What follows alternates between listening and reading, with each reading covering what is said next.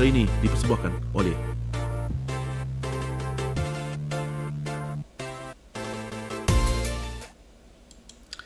Halo Gunarwan dan Gunarwati sekalian, ketemu lagi ya di channel saya Gunar Os. Dan ya kita ketemu lagi di segmen kabar dari mobil. Kok nggak di mobil nih?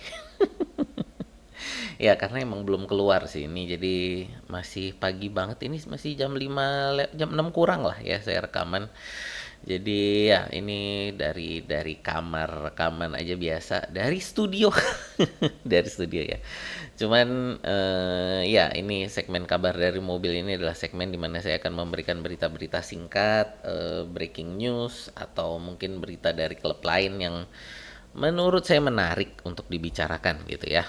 Dan kali ini kita mau memberitakan breaking news tentang cedera pemain kita ya, cedera para pemain kita yang ikut dalam laga timnas mereka masing-masing. Dan ya ini kabar yang kurang mengenakan, tapi ya harus diberitakan. Dan ya inilah kenapa saya nggak seneng ini dengan apa ya, dengan International Week inilah. Ini berapa kali kita nih International Week ini membuat kita kehilangan pemain inti, dan kali ini menurut saya kita akan kehilangan dua pemain inti ya. Yang pertama saya mau update dulu tentang Riccardo Calafiori ya. Jadi ini tentang Calafiori, dikabarkan akan pulang ya dari timnas Itali, akan berangkat pulang ke London. Harusnya sih kalau menurut waktu ya harusnya ini udah sampai London gitu ya, karena pemberitaannya ini udah dari kemarin malam jam 8 jam 9 gitu ya, pemberitaannya bahwa Calafiori ini akan pulang. Jadi ya kalau perkiraan waktunya harusnya sih ini udah sampai London, harusnya ini udah sampai di markasnya Arsenal lah ya, untuk diperiksa, untuk di apa namanya, untuk diamati cederanya ini bagaimana gitu ya. Calafiori ini kan cedera pinggang ya, yang menurut saya ini juga harusnya sudah pulang sebelum bertanding. Kenapa? Karena kita juga udah tahu nih, Calafiori ini sebelum pertandingan melawan Moldova ini kan dia berlatih terpisah gitu. Jadi eh, artinya dari timnas Italia juga udah tahu nih ya, udah tahu bahwa dia ada cedera tapi masih dimainin gitu kan. Nah ini satu hal yang menurut saya harusnya dipulangkan sejak sejak saat itulah, atau seminimal minimalnya nggak dimainin melawan Moldova gitu. Nah ini perkiraannya kemarin bahwa setelah melawan apa cedera pada saat melawan Moldova ini bisa turun lagi nanti melawan Norwegia gitu ya, karena cederanya harusnya kabarnya nggak terlalu parah gitu. Tapi apakah ini apa ya, untuk mengurangi resiko atau memang cederanya parah, kita nggak tahu ya. Jadi kita masih belum tahu ini dipulangkan ke Inggris, dipulangkan ke London, dipulangkan ke Arsenal ini apakah karena memang cederanya parah atau untuk mengurangi resiko, meminimalisir resiko, kita nggak tahu ya. Tapi intinya bahwa Calafiori saat ini sudah diterbangkan pulang, dan kita tinggal menunggu ini nanti kabar dari Arsenal lah ya, ini untuk perkiraan jadwal akan kembali kapan. Ini ya intinya semoga bisa lekas beres juga lah ya ini Calafiori. Berikutnya ini yang baru banget juga dari pertandingan yang masih fresh banget, ini udah beritanya udah di mana-mana ya. Ini Gabriel Magalhaes ya, Gabriel Magalhaes ini dalam pertandingan friendly ya Tuhan. Wah kan bukan pertandingan penting ya, ini pertandingan friendly doang gitu. Ya ini ditarik dengan kondisi terpincang-pincang, dia megangin otot paha atas ya. Jadi otot paha atasnya, dia megangin otot paha atasnya. eh Ditarik dari pertandingan persahabatan ini Brazil lawan mana tadi ya? Sebentar, mau buka dulu. Brazil lawan mana sih tadi? Lawan Senegal ya. pertandingan apa ya, pertandingan persahabatan yang nggak ada penting-pentingnya sebenarnya gitu kan. Jadi inilah kenapa saya agak sebel dengan timnas ya, pertandingan timnas. Dari kepala pelatihnya Brazil, jadi dari Carlo Ancelotti sebagai kepala pelatih Brazil, ini sepertinya sudah mengkonfirmasi ya, ini cederanya adalah cedera otot aduktor. Ya, cedera otot aduktor yang kita nggak tahu nih tingkat keparahannya berapa. Dari saya googling singkat tadi sebelum sebelum saya ngerekam ini. Jadi sebelum saya ngerekam video ini, saya tadi googling singkat. Kalau cedera otot aduktor ini ada 3 tingkat. Tingkat 1 ini yang paling ringan, tingkat 2, lalu tingkat 3 ini kalau udah robek ya. Jadi tingkat 3 ini dalam kondisi robek.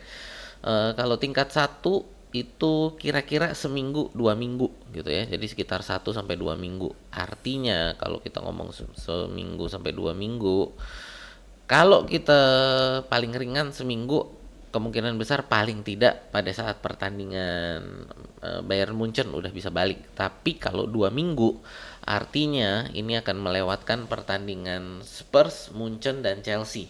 Ya, Gabriel Magalhaes ini kita ngomong paling ringan ya. Jadi ini kita ngomong paling ringan. Jadi kalau paling ringan pun ada kemungkinan 3 pertandingan penting ini Gabriel tidak bisa turun gitu.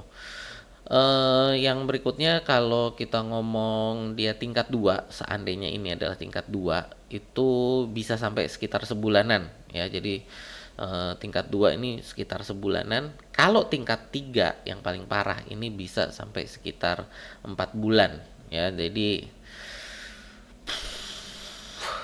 nah ini ya satu hal yang perlu kita lihat. Nah ini karena Gabriel ini menurut saya bukan hanya dari sisi pertahanan ya. Pentingnya Gabriel ini bukan hanya dari sisi pertahanan, tapi juga bagaimana dia menjadi satu ancaman tersendiri di depan gawang pada saat kita menyerang. Apakah itu dari apa namanya, dari corner atau dari crossing gitu ya. Gabriel Magalhaes ini selalu menjadi ancaman tersendiri gitu. Jadi kita kehilangan Gabriel ini bukan hanya kehilangan dari sisi pertahanan, tapi dari sisi penyerangannya juga. Itu yang menurut saya paling penting. Setidaknya sih kita ada Hincapié atau Mosquera yang bisa nanti mengisi di sana. Saya rasa ini akan menjadi jam terbang yang bagus juga buat Mosquera atau Hincapié. Mungkin Hincapié ya. Ini mungkin menurut saya akan menjadi jam terbang yang bagus untuk Hincapié, untuk menunjukkan apakah dia bisa memang mengisi posisi Gabriel di sana. Musim lalu kan kita Kiwior ya yang mengisi di sana, tapi Kiwior ini kalau menurut saya dari sisi pertahanannya, dari sisi menyerangnya belum menunjukkan ancaman juga di sana gitu ya. Nah ini yang kita perlu lihat nanti, terutama mungkin di pertandingan Spurs ya. Selain itu juga mungkin ini tadi tentang Calafiori, ini menurut saya juga akan menjadi kesempatan bagi Miles Lewis Skelly ya. Ini kita ngomong sisi positifnya lah ya. Sisi positifnya ini akan menjadi kesempatan bagi Miles Lewis Skelly, lalu juga bagi Piero Hincapié. Ya, semoga ini bisa berjalan baik lah ya bagi Arsenal. Ya memang ini tidak apa ya, tidak ideal, kondisi ini tidak ideal, tapi ya inilah kenapa kita punya squad seperti ini ya. Kita punya squad yang tebal semacam ini ya eh, untuk menutup kondisi-kondisi semacam ini gitu ya. Ya itu sih update dari saya. Kita masih menunggu untuk kabarnya Calafiori, juga untuk Gabriel, untuk perkiraan jadwal. Jadi ya untungnya sih kalau untuk Gabriel udah di Inggris ya, karena laga persahabatan ini juga dilakukan di Emirates gitu kan. Di Emirates ya. Jadi langsung dekat dengan tim medis kita lah. Ya ini intinya semoga lekas sembuh lah dari kedua pemain ini. Semoga juga dari tim apa dari pemain-pemain penggantinya ini untuk bisa step up ya, Miles Lewis Kelly dan Piero Hincapié. Oke, gitu aja sih dari saya untuk update kabar dari mobil yang tidak dari mobil ini. Terima kasih untuk teman-teman yang udah nonton sampai sini. Terima kasih untuk teman-teman yang udah mantengin sampai selesai ya. Silahkan di like, share, dan subscribe. Dan kalau nonton sampai selesai, ini teman-teman artinya suka dengan konten-konten saya, boleh dipertimbangkan untuk menjadi member ya di channel ini. Itu aja dari saya. Terima kasih. Sampai jumpa di video kita berikutnya.